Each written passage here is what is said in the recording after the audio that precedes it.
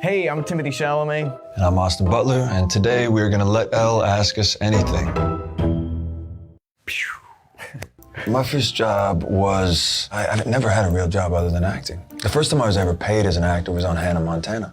Wow. So Disney, something Disney as well. Legendary. Yeah, it was an episode where she gets set up on a blind date. I'm there, and at first she's excited, and then we're watching a horror film, and I'm terrified during the film, just screaming and just losing my mind. So it turns out to be a bad blind date. Okay. Yeah. Who's my dream co-star? I mean, well, I got to work with him. Man. But, no, but I'm curious. I'm actually curious. My dream, I mean, you got to work with Mark Rylance. Mark Rylance is up there for me. Joaquin, I mean, obviously Leo. Yeah, there's a number of different ones. I agree with all three of those. Yeah. I would definitely go Joaquin too. That would be really exciting. He's amazing. Mine's Timothy Chalamet. Whew. Yeah. Whew. Oh yeah. There was a strange one when I was doing press and I was in Japan for a second, and I flew back to LA, and then somebody called me and said, "What happened in Japan?" Oh no. And well, there's a headline that says that you knocked out Ezra Miller in Japan or something. What? And it completely untrue. I've never met them. So that was one of those that you just don't know where that kind of stuff comes from. Yeah. That's nuts. So, yeah, crazy stuff That's like crazy. that. Yeah, thankfully that wasn't true at all. Umbrella. Maybe. An umbrella for the sun. For the sun. Okay. Yeah, I was like, wait, the one thing you really don't need. Rain boots. Rain boots. A rain jacket. No, yeah. Umbrella for the sun. Umbrella for the sun. Or like a tent, maybe. Sunscreen. Yeah. Sandcastle making materials. Sandcastle making material. A little Rogaine. Rogaine for Fade Rapper. Yeah. Handle with care. Handle with care. Fragile. Fragile inside. Yeah. If I wasn't an actor, I'd like to be a chef. It's fun because it feels like art, but you're creating it for somebody else to enjoy, and I find it meditative for sure. Nice. Yeah. What about you? What would you, if you weren't an actor? If I wasn't an actor, I would definitely be a lace picker. Seriously? Yeah, I've said it before. It's like I was not expecting you to say that.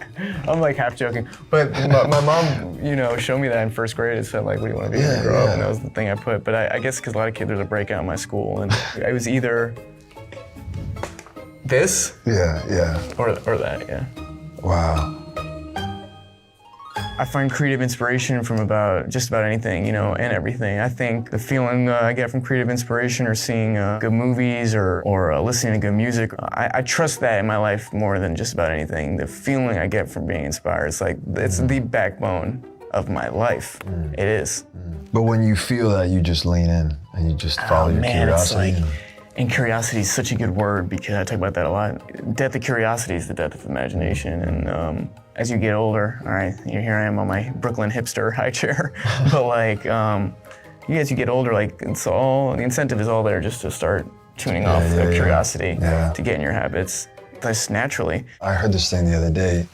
Talk about being up on a high chair, but aging is the aggressive pursuit of comfort. How you can get so used to the same things and want the same things, and not listen to music and watch the same show, and just kind of make your life as comfortable as possible. I think back to doing my first play in Los Angeles, and my mom was in the audience, and looking down and seeing her, and that was so special. Or, being in Cannes for the first time, and my dad had never been outside the country. Wow. We hadn't seen each other yet, and he had just arrived, and I look at my father, and he's on the carpet in a tuxedo.